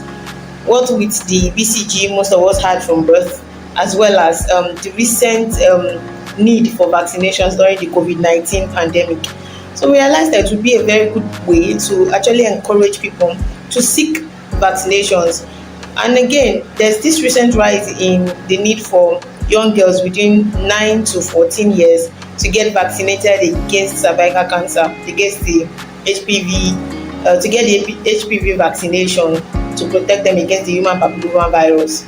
So we realized that it would be a very good time to let people know that vaccines are safe. They are meant for us. They are meant to protect us. They are meant to encourage our body to listen to have preformed immunity. So when they come in contact with these diseases, they will be able to fight them. And while it was an online campaign, we had people that must have reached out, that saw these things, that saw these pictures, because it ran for a week, and we had engaging information on it throughout the week with graphics. So we realized that, okay, some people were able to ask us questions. As much as we could answer, we did. But most of the information on the graphics were actually engaging, and it was a very, very good time for each and every one of us. We had graphics designers on the team, and they made the work easy for each and every one of us. Every day we had new designs. So the memorable thing I can say happened during my program would be the vaccination drive we had at Lalupon. I was honored to be a part of that, to have been invited to be a part of that visit, and it was very, very enlightening. It was very, very engaging, and I enjoyed it a whole lot. While some of the challenges I faced was the fact that it was not easy engaging the volunteers, and I realized that yes, I guess a lot of people have other things to do, as I had.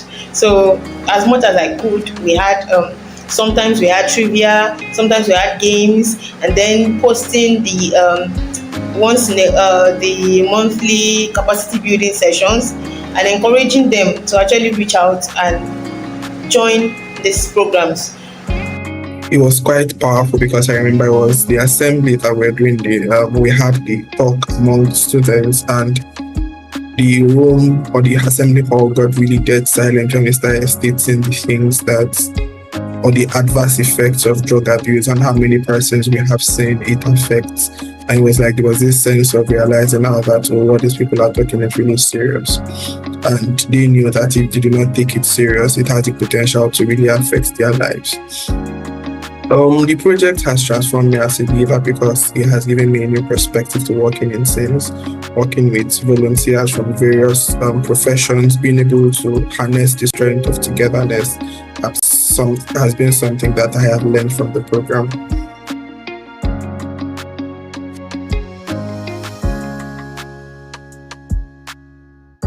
Okay, so how do I plan to continue working on health equity issues? Well, I think the project I would like to work in is sensitizing school children, because let me use the word Operation Catch Them Young. When you catch them young and go to school, sensitize them on avoidable health issues, or help them to make a much well-informed health decision at that very early stage. It helps at least stop and bridge the gap in some of these health issues that comes along the way, or the more they grow up. When they learn about those things, they know what to do. They know, or probably in terms of they need to get physically fit, they need to feed more, they need to do something different. So this and many more has actually helped. This and many more actually is what I plan to do, but basically sensitizing school children to make a well and healthy informed decision. Moving forward, I plan to expand my projects to more rural areas, collaborating with local healthcare providers and advocacy groups. My goal is to establish sustainable health programs addressing maternal and child health care, mental health, non-communicable disease and chronic disease management. Right from my early life, I have been a public health equity enthusiast, and I hope to continue advocating for a good health and wellness in rural communities. My future plans remain the same, and that is to continually promote good health and well-being while using SDG 4, which is quality education, to promote SDG 3, which is good health Now, for my future plans, I actually plan to continue. I'm a public health expert, so I plan to continue in that space. I volunteer regularly, and I've been doing so, and I have not stopped. And I plan to also continue with Shrimp to actually get involved in any program they have as a volunteer. I do not mind. Now, I do not really have any specific goals in mind. I leave everything to the fact that I am hardworking, and if I have opportunities, I do them. Now, my projects would have to come after the fact that I'm in the public health space. So I tend to actually get involved in a lot of projects. Now, maybe I might not have developed some myself, but in time, I plan to do so. Um, on my future goals, definitely as a doctor, I hope to be much more available to advocating for health equity among communities that do not have, to definitely do a lot more volunteer work, to be able to at least offer my skills in this regard to people who would otherwise not have been able to pay for my services.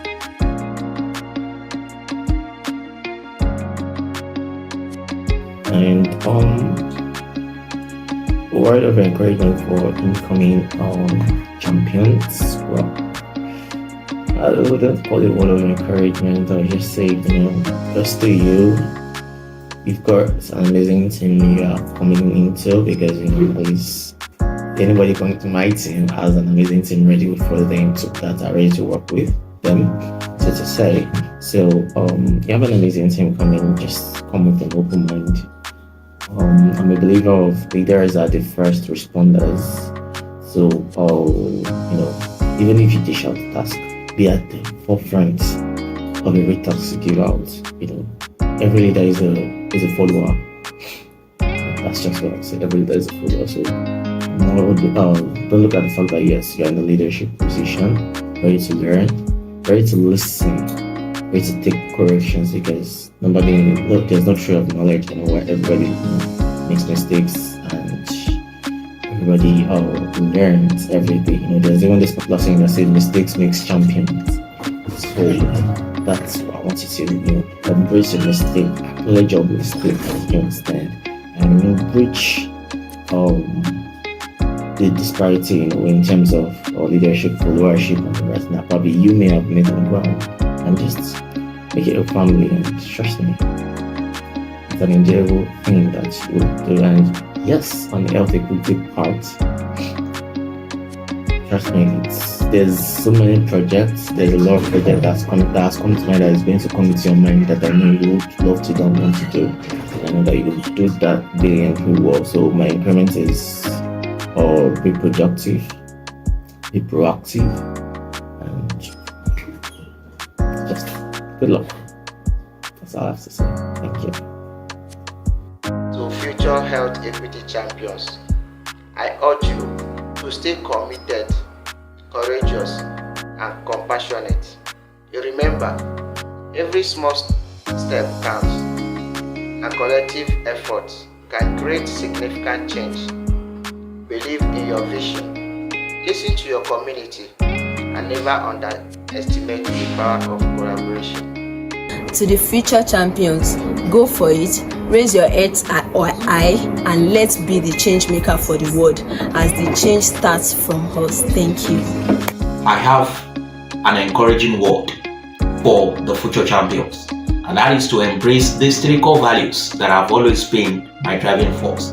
These are commitment, diligence, and excellence. I tell you, if you can embrace these three core values, your impact will resonate far and wide and will continually speak volumes, even when you are no longer there. Yes. Now, my message to future champions: please take advantage of this time. You'll learn a lot. You'll find it engaging, and I trust that if you dedicate your time, if you dedicate your efforts towards building yourself during this year, you'll find that you have gained a lot. And to future champions, I want to encourage you that the journey is really, really beautiful. It's something that you would learn a lot from. It's something that would inspire you at the end of the day to not just do things for yourself, but to realize that the health of others is so, so important. And until we have gotten to a point where health is equitable for all, there is still so much work to be done. Thank you very much.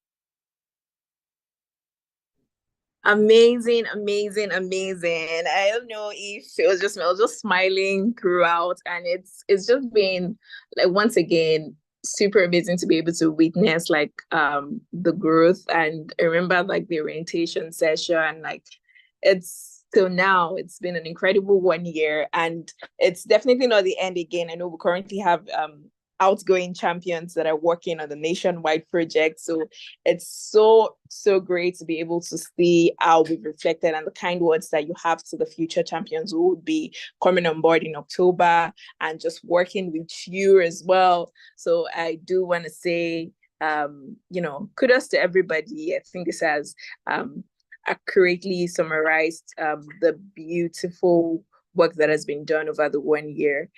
So well done again. Let's put hands together for ourselves and for people that are joining on YouTube as well. Please let's put kind words as well for outgoing champions and able to witness that.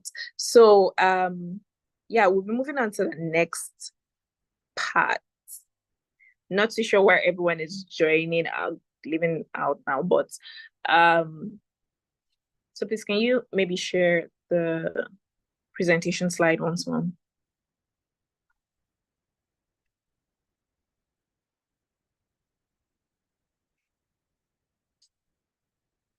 Just want to confirm. Okay, sorry, give me a minute. Sorry. All right, no worries.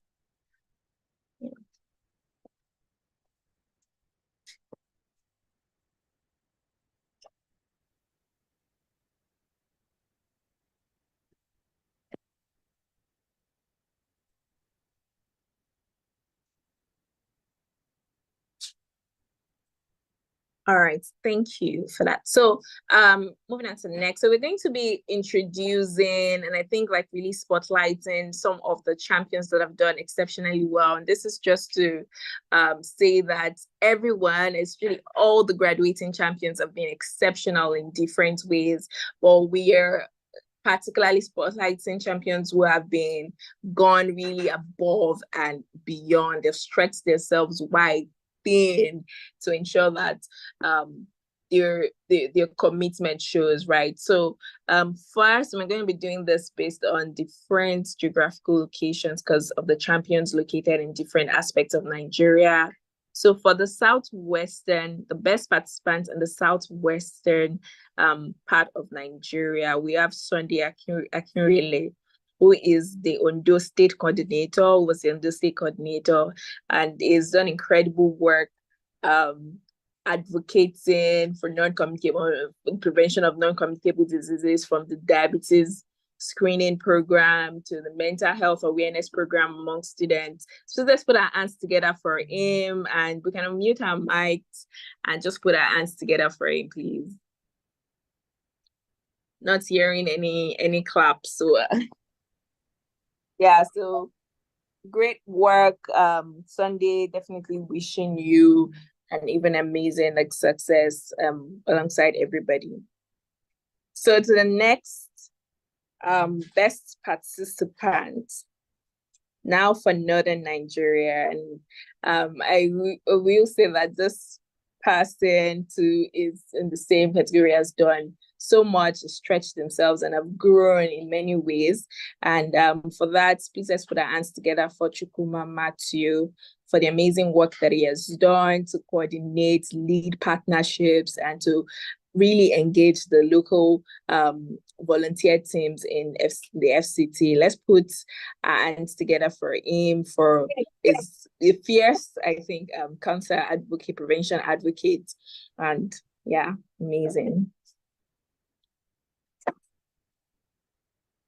Yeah, so the next person is from the South Nigeria, Nora. She's done an amazing work in Delta State, and I think the most incredible thing with her is the fact that there were challenges with so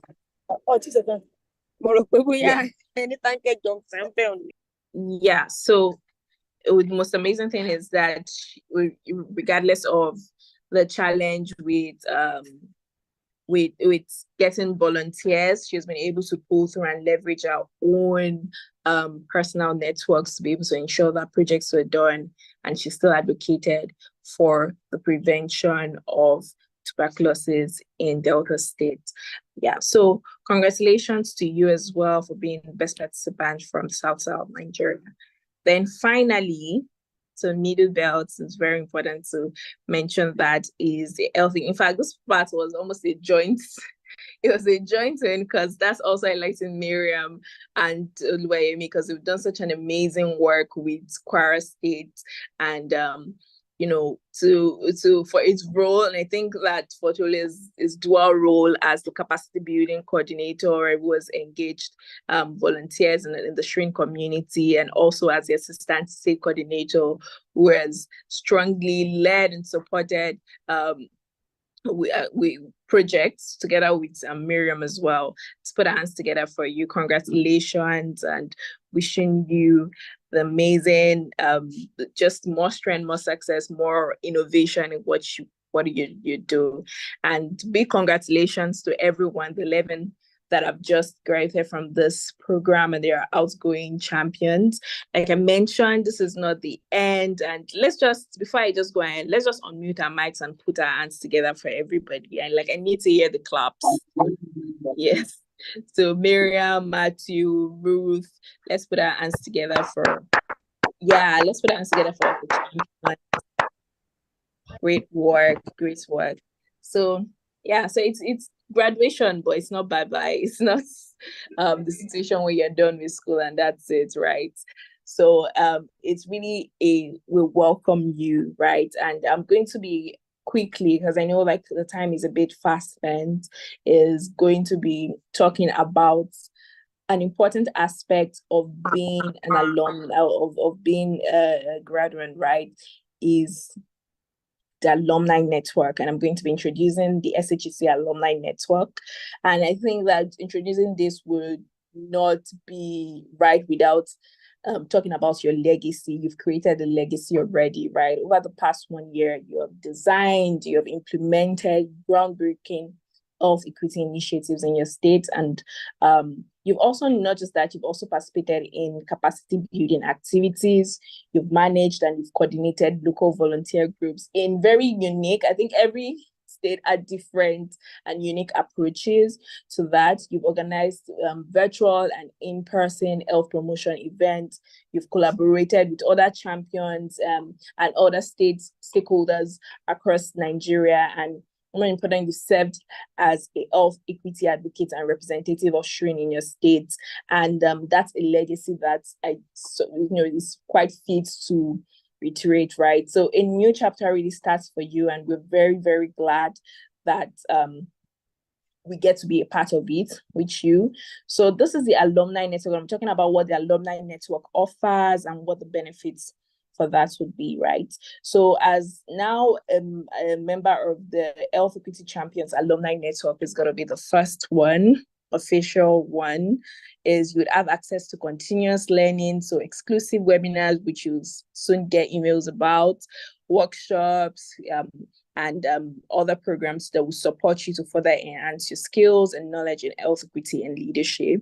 Also, you get access to networking opportunities. So we usually have an annual Shrin week, and it's definitely an opportunity to connect with the leaders and alumni now, to connect on how we can improve our own knowledge to address health inequities in Nigeria and develop skills as much as also building relationships and friendships, right? So mentorship pros, you also have an opportunity to mentor future cohorts of health equity champions.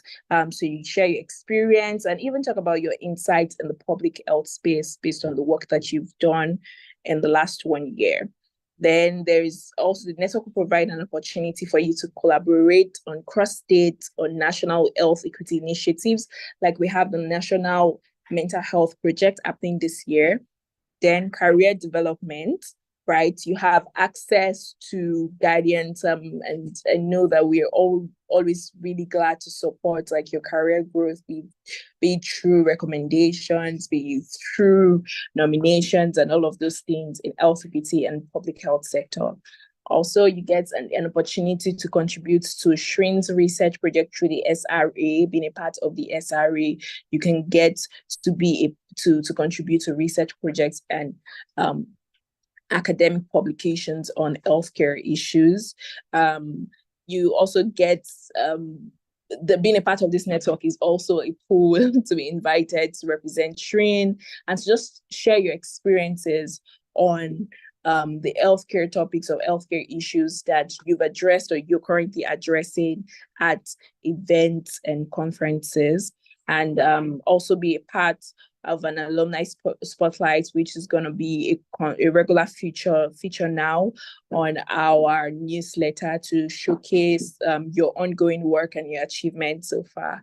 And definitely we're a big community that is currently growing and expanding, right? So you get to have access to SHRIN's global health networks, where you can, and I think for me, this is one part, even as a staff, that I will say has been very, very impactful, is connecting to SHRIN community outside Nigeria, outside Africa, and like seeing how connected we are to our vision of addressing healthcare challenges in Africa, right? So you get to have that access to our global network for broader collaboration and learning.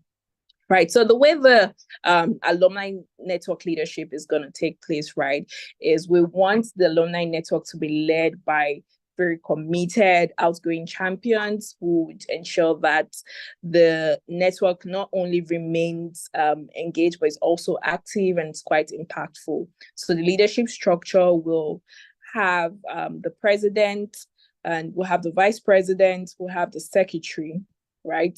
So the president would oversee the functioning of the alumni network.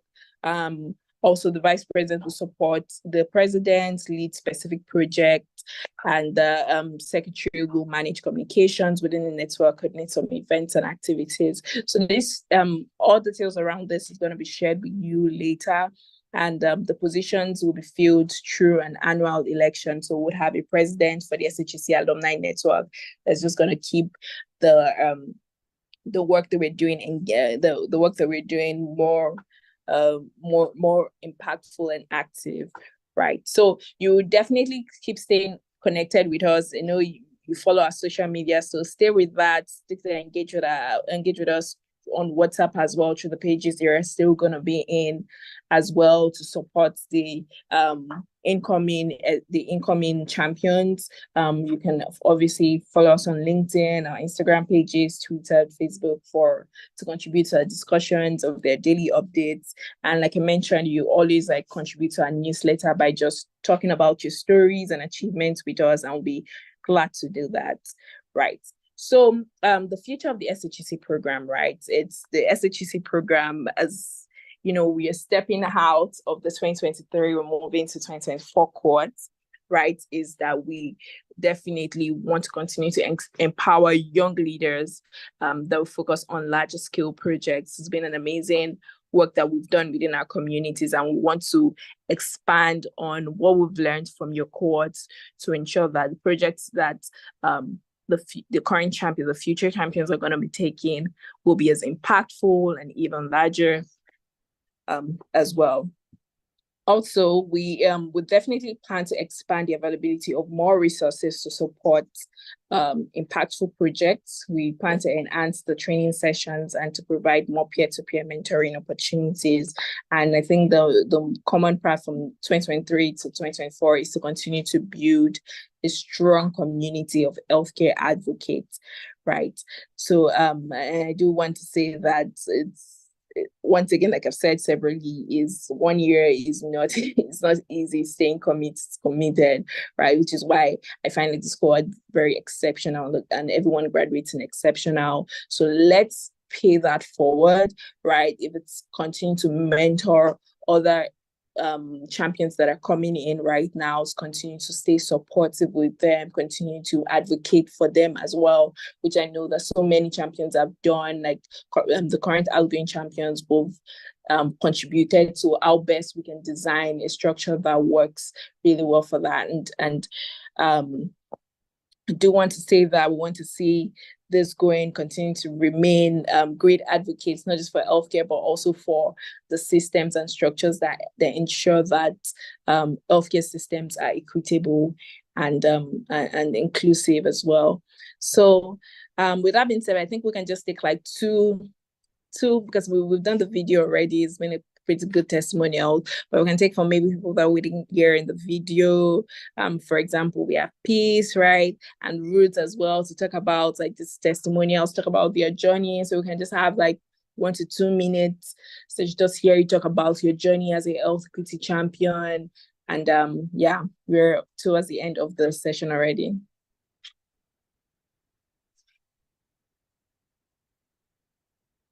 So start with Peace.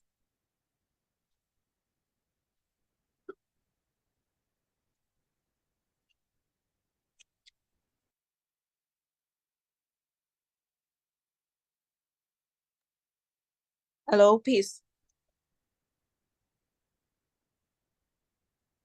Can you hear me? Yes, I can hear you now.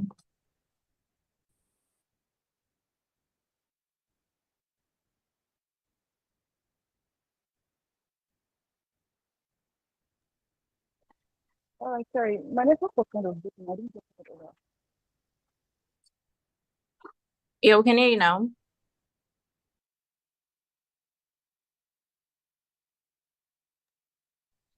All right, so while we wait for Peace, I think we'll just get Roots.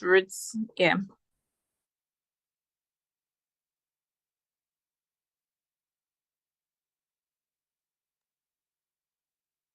Hi, good afternoon. Can you hear me?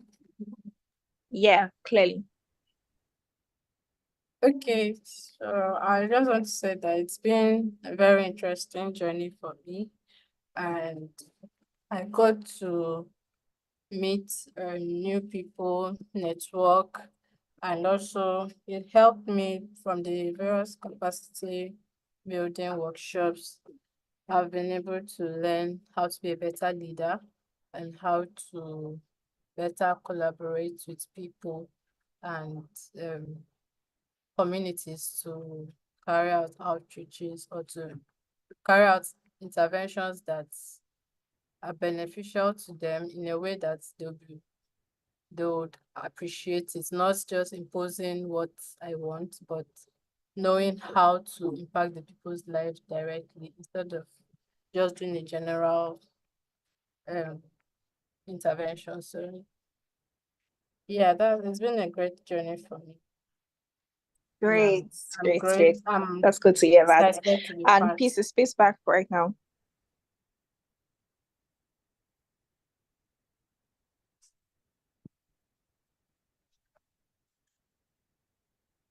All right. So with that being said, I think that Ruth has done an amazing work to see how leadership in itself has been so many ways for her, from taking initiative to also working with so many people with different backgrounds. And even right now in this space, we're still many people with different backgrounds, and we're going to keep working together. And just to round up, I just want to say big congratulations to you. I wish you had like music in the background saying, yeah, but a big congratulations to you. We definitely keep looking forward to working and collaborating with you still.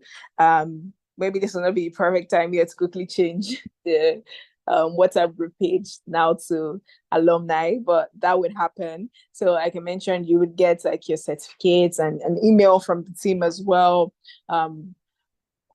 Following this ceremony, and on behalf of the SHREEN team, from the leadership, from the senior leadership team, from the country coordinator, the executive director, administrative officers, and the partnership officers, I want to say big congratulations to you once again, and we look forward to engaging with you as time goes.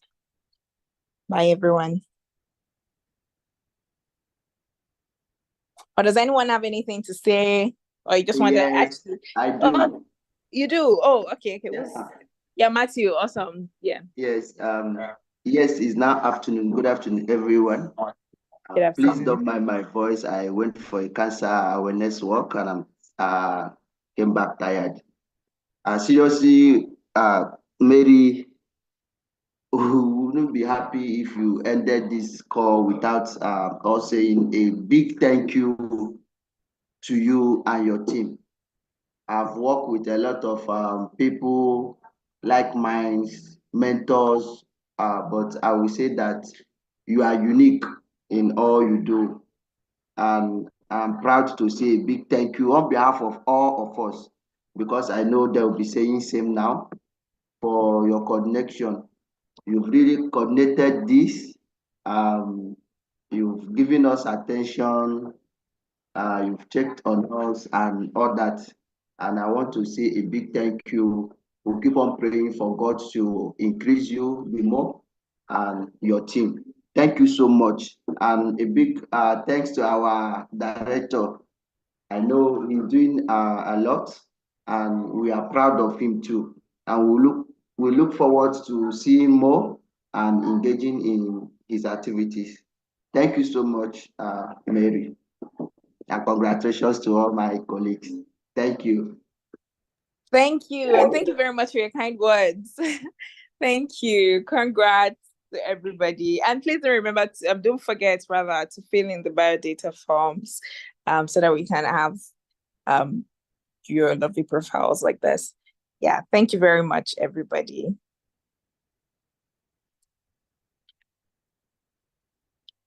Thanks. Bye.